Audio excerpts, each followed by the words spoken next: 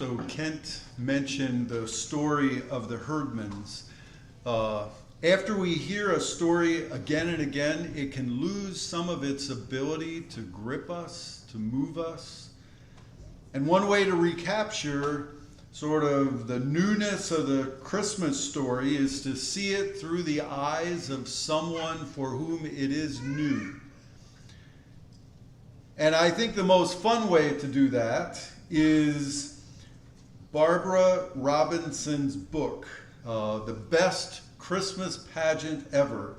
It tells the story of the 6 herdman kids who were, quote, absolutely the worst kids in the history of the world, and who managed to get the lead parts in the Second Presbyterian Church Christmas pageant. So the herdman's father had climbed onto the railroad train and disappeared when the youngest child was 2 years old. The mother worked double shifts in the local shoe factory, and she wasn't home much. So the herdman children pretty much looked after themselves. Ralph looked after Imogene, Imogene looked after Leroy, Leroy looked after Claude, and so on down the line. And the big ones taught the little ones everything they knew. And the proof of that was that the meanest herdman of all was Gladys, the youngest. The story is narrated by a young girl in the church the same age as Imogene. We figured they were headed straight for hell by way of the state prison until they got themselves mixed up with the church and my mother and our Christmas pageant. It was my little brother Charlie's fault that the herdmen showed up in church. For 3 days in a row, Leroy Herdman stole the dessert from Charlie's lunchbox. And finally, Charlie just gave up trying to do anything about it. "Oh, go on and take it," he said. "I don't care. I get all the dessert I want in Sunday school." Leroy wanted to know more about that. What kind of dessert? "Chocolate cake," Charlie told him, "and candy bars and cookies and Kool-Aid. We get refreshments all the time, all we want." The very next Sunday, there were the herdmans slouching into Sunday school, eyes peeled for the refreshments. "Where do you get the cake?" Ralph asked the Sunday school superintendent. And Mr. Grady said, "Well, son, I don't know anything about cake, but they are collecting food boxes for people out in the kitchen." It was just our bad luck that the herdmans picked that Sunday to come, because when they saw all the food for the food boxes, they figured there might be some truth to what Charlie had said about refreshments. So they stayed. They didn't sing any hymns or say any prayers, but they did make a little money, because I saw Imogene snake a handful of money out of the offering plate when it went past her. At the end of the morning, Mr. Grady made an announcement. "We'll be starting rehearsals soon for our Christmas pageant," he said, "and next week after the service, we'll all gather in the back of the church to decide who will play the main roles." All of a sudden, Imogene Herdman dug me in the ribs with her elbow. "What's the pageant?" she said. "It's us putting on a play," I said. And for the first time that day, except when she saw the collection basket, Imogene looked interested. "What's it about?" Imogene asked. "It's about Jesus," I said. "Everything here is," she muttered. So I figured Imogene didn't care much about the Christmas pageant, but I was wrong. After church the next Sunday, we all filed into the back 7 pews. "Now this isn't going to take very long," Mother told us. "You little children in the cradle room and the primary class will be our angels," Mother said. "The older boys and girls will be shepherds and guests at the inn and members of the choir.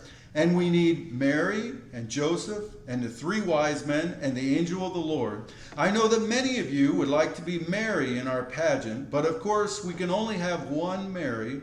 So I'll ask for volunteers, and then we'll all decide together which girl should get the part. That was pretty safe to say, since the only person who ever raised her hand was Alice Wendelkin. But Alice just sat there, chewing on a piece of her hair and looking down at the floor. And the only person who raised her hand this time was Imogene Herdman. "Do you have a question, Imogene?" Mother asked. "No," Imogene said, "I want to be Mary." She looked back over her shoulder. "And Ralph wants to be Joseph." "Yeah," Ralph said. Mother just stared. It was like a detective movie when the nice little old gray-haired lady sticks a gun in the bank window and says, "Give me all your money," and you can't believe it. Mother couldn't believe it. "Well," she said after a minute, "we want to be sure that everyone has a chance. Does anyone else want to volunteer for Joseph?" No one did. "All right," Mother said, "Ralph will be our Joseph. Now, does anyone else want to volunteer for Mary?"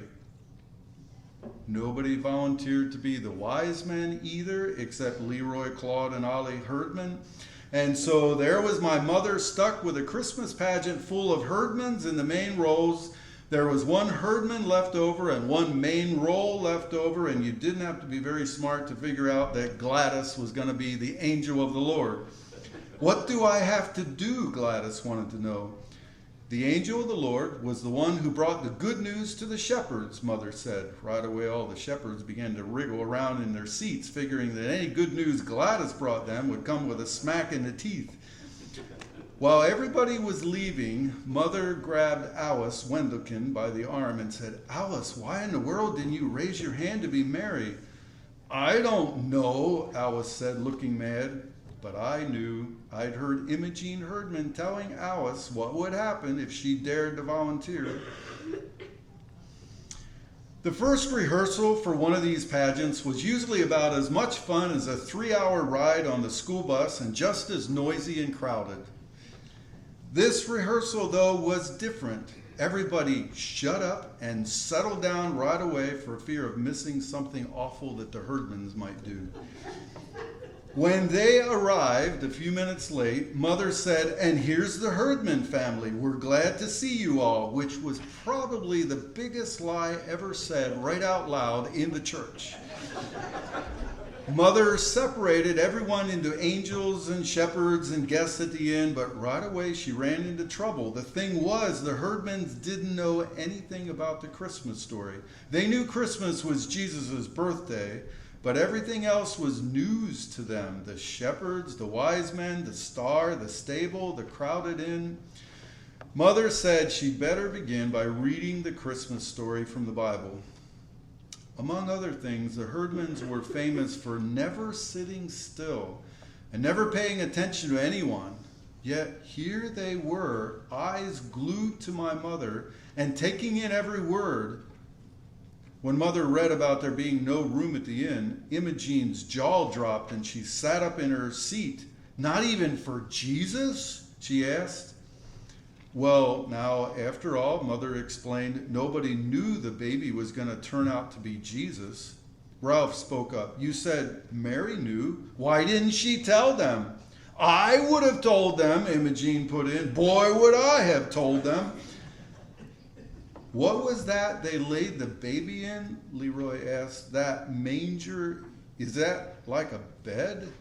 Why would they have a bed in a barn?" "That's just the point," Mother said. They didn't have a bed in the barn.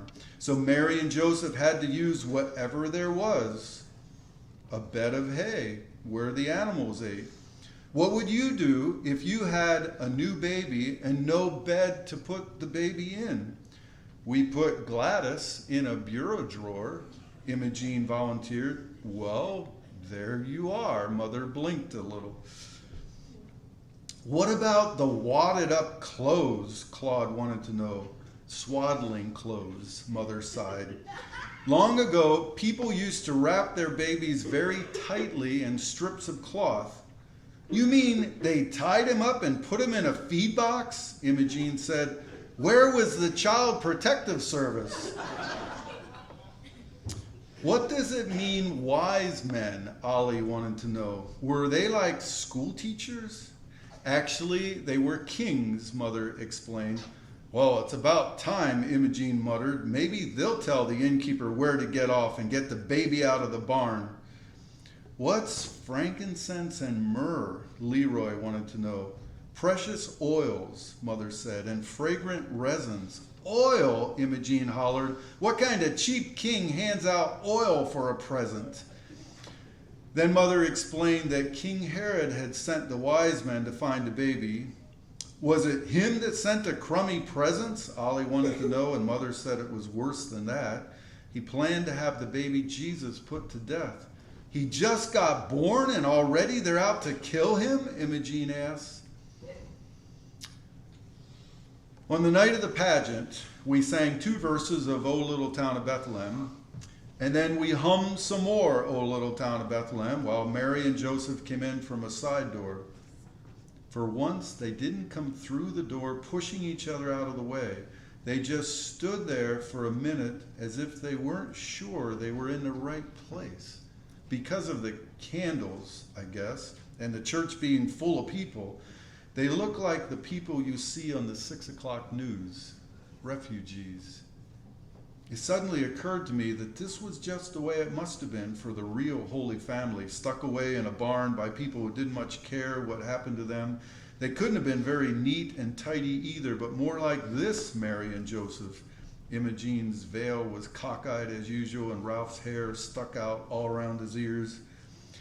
Then we sang while shepherds watched their flocks by night, and we had to sing very loud because there were more shepherds than there were anything else, and they made so much noise banging their crooks around like a lot of hockey sticks. Next came Gladys from behind the angel choir, pushing kids out of the way. Since Gladys was the only one in the pageant who had anything to say, she made the most of it. Hey, unto you a child is born, she hollered, as if it was, for sure, the best news in the world. And all the shepherds trembled, afraid of Gladys mainly, but it looked good. We girls got a little rest then, while the boys sang, We Three Kings of Orient Are. And everybody in the audience shifted around to watch the wise men march up the aisle.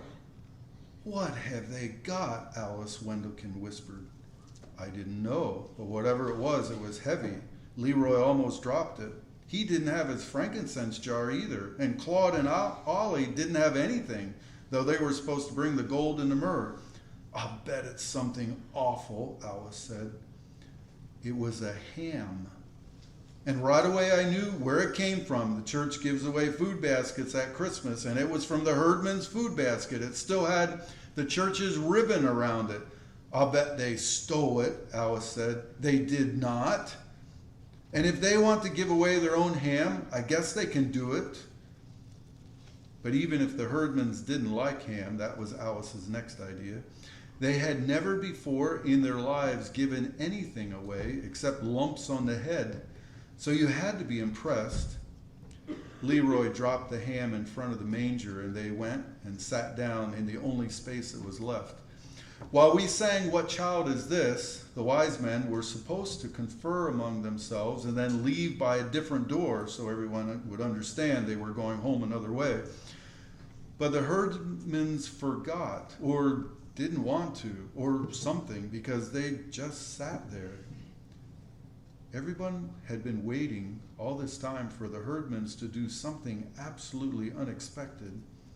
And sure enough, that was what happened. Imogene Herdman was crying. In the candlelight, her face was all shiny with tears, and she didn't even bother to wipe them away. She just sat there, awful old Imogene, in her crookedy veil, crying and crying and crying, as if she had just caught on to the idea of God and the wonder of Christmas.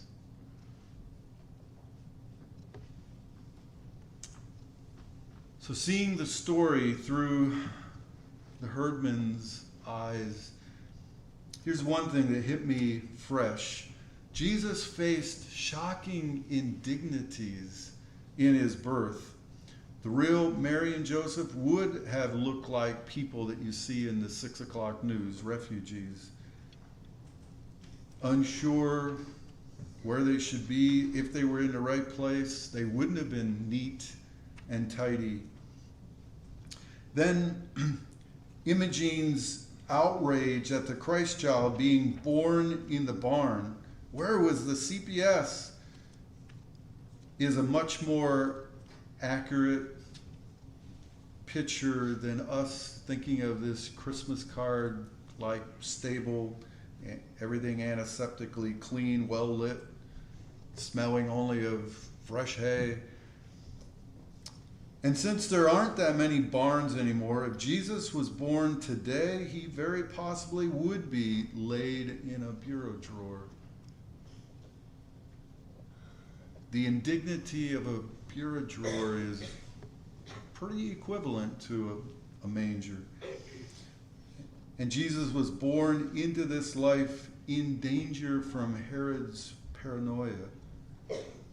As Imogen exclaimed, he just got born and already they're out to kill him? Yet to the degree that this story shocks us, it also comforts us. The circumstances of Jesus' birth shows that he doesn't consider any of us beneath him. He's not one who will hold himself aloof. God will come to us, even us who feel toward the bottom. He already did. God comes even to the poorest of the poor. And when I'm going through difficulties, when people are ignoring me or turning me away or hating me or maybe even trying to hurt me, God knows what I'm going through. God identifies with my situation because he went through exactly those things too. God is not some detached observer. Jesus truly came among us. Jesus identified with all the aspects of our life, and not just the good. This story shows how much God will endure in order to love us. There seems no limit to what God will endure to come to us. The one who suffered the indignities of the manger was willing to suffer the far greater indignities of the cross. A God of such love is hard to fathom. Imogen Herdman was crying and crying as if she had just caught on to the idea of God and the wonder of Christmas.